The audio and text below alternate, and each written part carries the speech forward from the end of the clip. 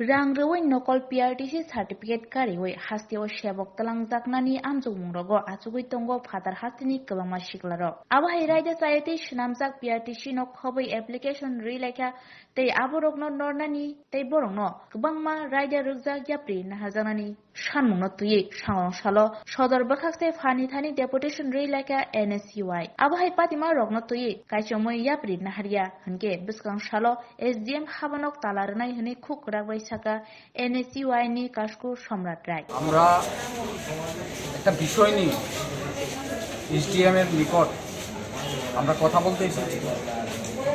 একটা বিষয় হলো SSC GD একটা ইন্টারভিউ। এটা হলো সেন্ট্রাল গভর্নমেন্টের ইন্টারভিউ প্যারামিলিটারি ফোর্স।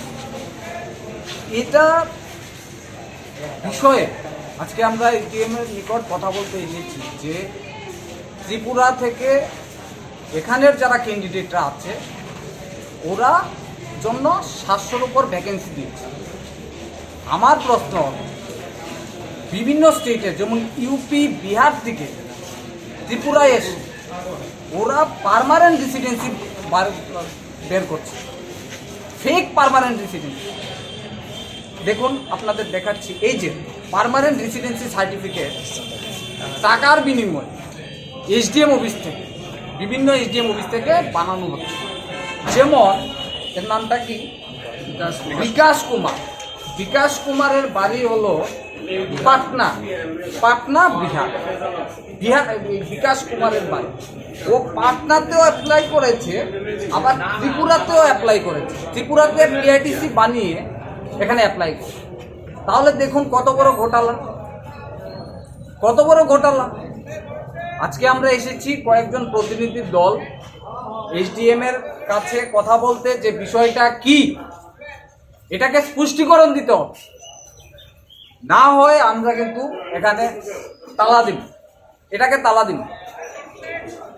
আমরা কথাগুলি এটা শুনতে হবে। আমার সাথে কথা হয়েছে SDM সাহেব, উনি আমাদের সময় দিয়েছে। আমরা এসেছি, প্রথম কথা বলবো, তারপর পরবর্তী পদক্ষেপ আপনাদের জানাবো। এই PRTCটা কোনখান থেকে বানাইছে? এটা PRTCটা এটা তেলিয়ামুড়া। শুধু একটা আপনাকে যেমন সাপোর্ট একটা বানিয়ে দেখিয়েছি, এরকম অনেক আছে, অভাব নেই।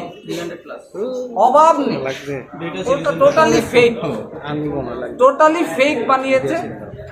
এই ব্যাপারে কথা বলতে এসেছি, পরবর্তী সময় আপনাদের জানাবো।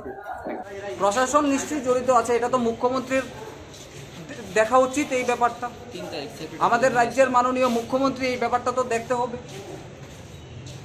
মুখ্যমন্ত্রী তো উনি জানে না বিষয়টা, ওনাকে আমরা বলবো যে এই ব্যাপারটা দেখার জন্য, এবং স্টেট গভর্নমেন্ট ইমিডিয়েট এই যে ইন্টারভিউ হবে, এই যে ফেকভাবে বানানো হয়েছে সেটা দেখার জন্য আমি আপনাদের মাধ্যমে বলছি, এবং যদি না মানে তারপর আপনাদের মাধ্যমে আমরা পরবর্তী পদক্ষেপ জানাবো।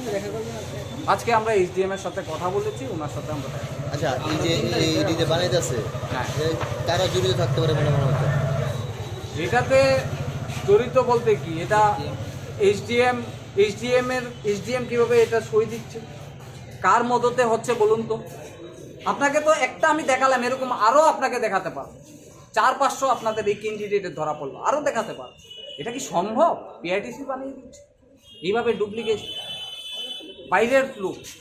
ওর ইউপিতেও PITC, বিহারেও PITC, আবার এখানেও PITC। এটা কীভাবে সম্ভব? আপনারা বলুন তো, আপনারা বিচার করুন। তারা তো মেডিকেল আর কিছুদিন পরে, হ্যাঁ 17 তারিখ থেকে ওদের মেডিকেল। আপনাদের দাবিটা মেডিকেলের আগে কি থাকবে? নিশ্চয়ই এটা ইনভেস্টিগেশন করতে হবে, তদন্ত করতে হবে। একই ব্যক্তির 2টা PITC তো থাকতে পারে না। আপনারা বলুন, একই ব্যক্তির কি 2টা PITC থাকতে পারে? এটা কি সম্ভব? তাই আপনাদের মাধ্যমে আমরা এসেছি, ওনার সাথে আইনতভাবে প্রশাসনিকভাবে আমরা কথা বলবো, তারপর আমরা নিশ্চয়ই বলতে পারেন।